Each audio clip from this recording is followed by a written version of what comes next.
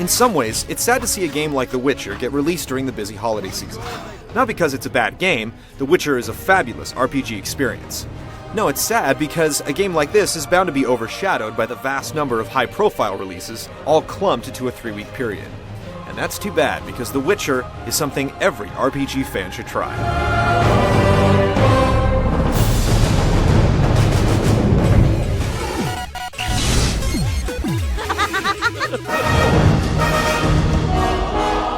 The Witcher is heavily based on a series of Polish fantasy novels of the same name. While it takes place after the events covered in the books, players are initially given very little to go on. All you really know is that you're Geralt, a genetically mutated monster slayer or witcher. During a particularly brutal encounter with a particularly nasty beast, Geralt is mysteriously snatched from the jaws of death by his fellow witcher brethren. Trouble is, he's lost his memory. I remember nothing. It's too bad that the game begins with the incredibly tired amnesia plot device, but to its credit, it only serves to get the player into the game with a blank slate, so to speak. The rest of the story in The Witcher is fantastically intricate and superbly well told. While there is a main plot line, the game is really more about exploring a vast, detailed setting that is rife with corruption, political intrigue, racial inequality, and class struggle. What's your business with this dwarf? We're shaving off his beard. What's it to you? The rich source material is lovingly and respectfully integrated into the game. Instead of wading through pages and pages of backstory, players are tossed into the narrative deep end and allowed to learn about the game world at their own pace. As you make your way through the game, fighting monsters and solving quests, Geralt will be presented with many choices that can have dire consequences later on.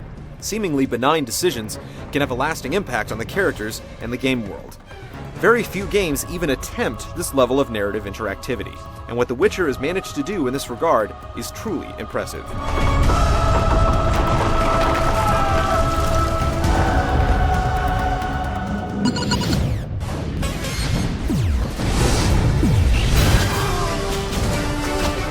Intriguing story or no, the game is still an RPG at heart, and as such, it contains all the familiar trappings of the genre, as the main quest line takes you on a linear progression through 5 chapters.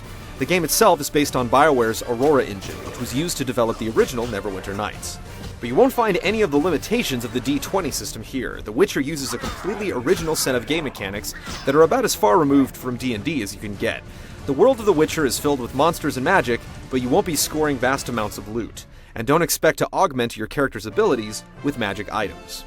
Instead, the game uses a simple and effective spell system that's comprised of only 5 different spell types. Each type can be improved over time in such a way that the spells remain useful throughout. It's the alchemy system, however, that will probably garner more of your attention.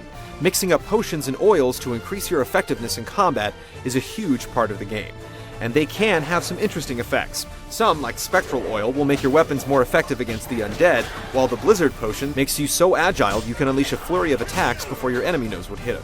Combat is mostly a point-and-click affair, but players can string together devastating combos by timing their clicks correctly. Geralt can also switch between 3 different combat stances, depending on the type of enemy he's facing. As Geralt levels up, players are able to customize him by selecting from many different skills and abilities. Some of these unlock different status effects Geralt can inflict during combat, and others increase the potency of his spells. There's no correct build. Instead, players are encouraged to choose skills that reflect the way they wish to play the game. If only all games were designed this way.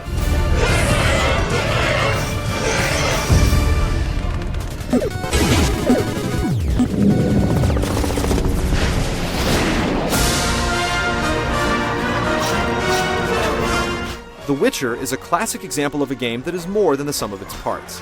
If you just look at the RPG mechanic, The Witcher appears a little shallow, especially compared to other big fantasy games like Oblivion. But when married to the excellent storyline and setting, everything works wonderfully. The game practically demands that you become a part of the game world and that you take the time to understand it. For example, you can only mix up potions while you're resting, and unlike most RPGs, you need to find a safe place to do it, either by taking refuge at an inn or by locating a campfire. Furthermore, there's a full-on day and night cycle that needs to be considered since some non-playable characters have their own schedules and may or may not be around when you come calling. I'm looking for someone who stayed at this inn. Look around the tables, but at night they retire to their rooms.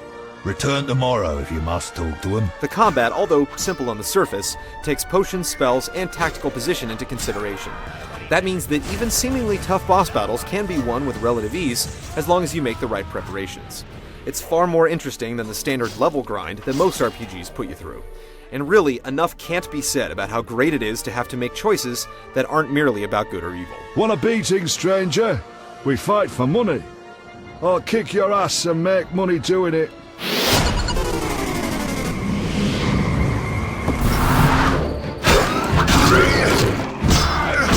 Although based on the Neverwinter Nights engine, The Witcher is quite impressive from a technical perspective.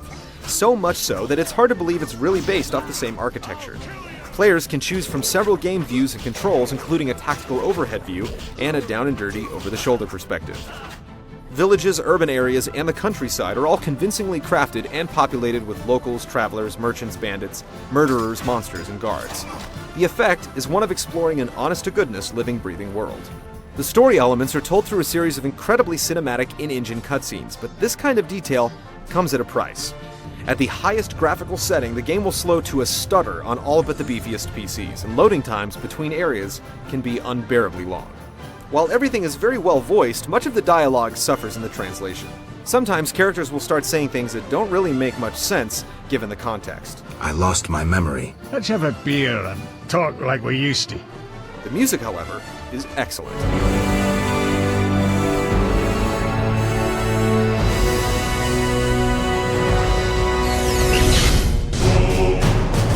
The Witcher, in all its facets, screams quality. There are a few places where ambition exceeds feasibility, and it's quickly becoming apparent that there's not a lot of wiggle room left within the genre, but The Witcher delivers one of the most intense and rewarding role-playing experiences this year.